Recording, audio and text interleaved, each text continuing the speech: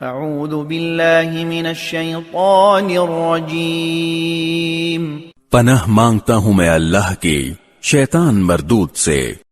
وما كان لمؤمن ولا مؤمنة إذا قضى الله ورسوله أمرا أن يكون لهم الخيارة من أمرهم ومن يعص الله ورسوله فقد ضل ضلالا مبينا۔